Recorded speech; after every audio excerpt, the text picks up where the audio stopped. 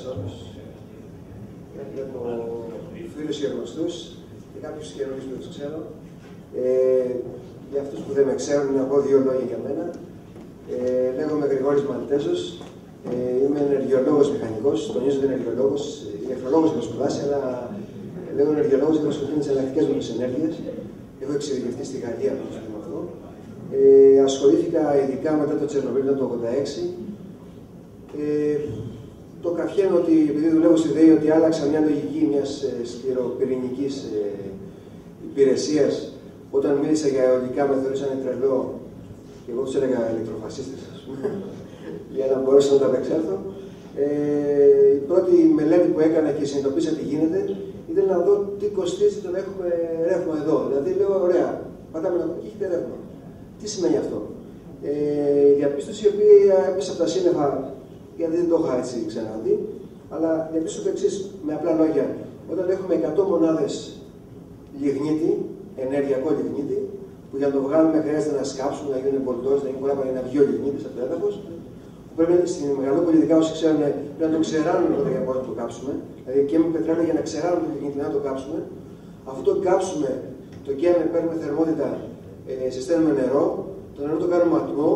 Ο ατμός συμπιέζεται, γυρίζει κάτι τουρμπίνες. Οι τουρμπίνες γίνουν κάτι ηλεκτρογεννήτριες. Παράγεται ρεύμα από τη Μεγαλούπολη και από την Πτολεμαΐδα και την Κοζάνη μεταφέρεται και φτάνει στο σπίτι μας με ένα κουμπί. Από τις 100 υπομονάδες, στο σπίτι μου φτάνουν λιγότερες από το 25. Δεν ξέρω τι σημαίνει. Δηλαδή, το 75% είναι απώλεια. Και γι' αυτό λοιπόν, εγώ είμαι οπαδός της λεγόμενης ορθολογικής χρήσης ενέργειας, της εξοικονόμησης ενέργειας. Τη θεωρώ πιο σημαντική πηγή. Στη ΔΕΗ έχω να πω ότι κάναμε αιωλικά πάρκα, γύρω στα 17-18 αιωλικά πάρκα όσοι είμαστε στον τομέα αυτών.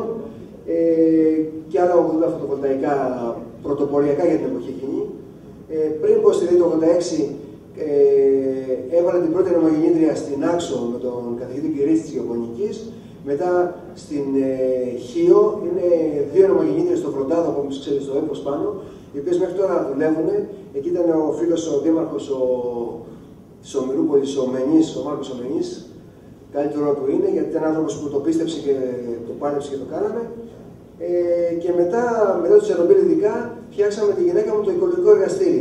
Ήταν μια προσπάθεια να περάσουμε, γιατί καταλήξαμε ότι ό,τι να λέγαμε στους μεγάλους δεν αλλάζει τα μυαλά εύκολα, ότι πρέπει να μιλήσουμε στα παιδιά. Γυρίσαμε σε πάνω από 15-20 πόλεις της Ελλάδος, σαν τους Τσιγκάνους κάπως, και κάναμε σεμινάρια πρακτικής οικολογίας, εφαρμοσμένης οικολογίας στα παιδιά. Μας ενθουσιάσαν, τα παιδιά ενθουσιάζονταν, κάνανε πολλά πράγματα και βάζανε και άλλους φαντασία.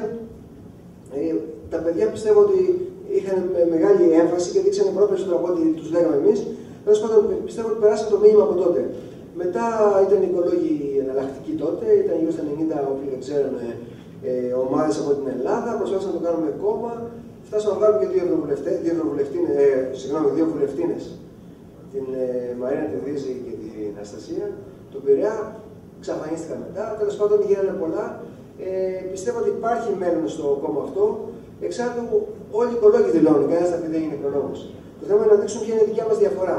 Δηλαδή να δείξουμε τι είναι αυτό που λέμε εμείς οικολόγοι πράσινα, ίσως και κόκκινοι. Λέμε σκέψους σφαιρικά, δράση τοπικά. Εδώ στα Βρυλίσια έχουμε κάνει τις προσπάθειες. Δεν μπορώ να πω ότι έχω δώσει και εγώ πολύ τον χρόνο. Αλλά έχουν γίνει κάποια καλά παραδείγματα. Δηλαδή αυτά πρέπει να τα τονίσουμε. Δηλαδή έχουν φτιάξει πράσινες στέγες, έχουν βάλει φωτοβολταϊκά στην πλατεία. Είναι κάποια κίνηση. Ας το κάνουν και άλλοι Δήμοι. Προβάλλουμε σαν παράδειγμα. Είναι ένα θετικό παράδειγμα για να το δείξουμε και σε άλλους Δήμους όταν το κάνουμε. Αυτό που με ενδιαφέρει και δεν να προβάλλω είναι η πράσινη τεχνολογία που έκανε πολλά πράγματα.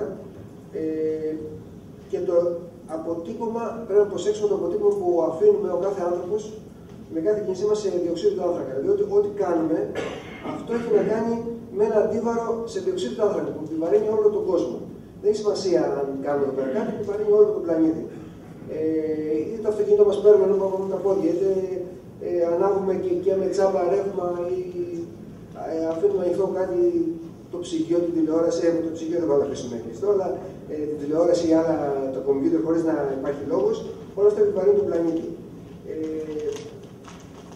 Θέλω να πιστεύω ότι Μπορούμε να κάνουμε πολλά πράγματα, μπορούμε να προσφέρουμε πολλά πράγματα σαν και στην Ευρωβουλή. Βέβαια, έχω δηλώσει στη δεύτερη λίστα. Προσπαθώ να βοηθήσω και στην οργάνωση του κινήματος.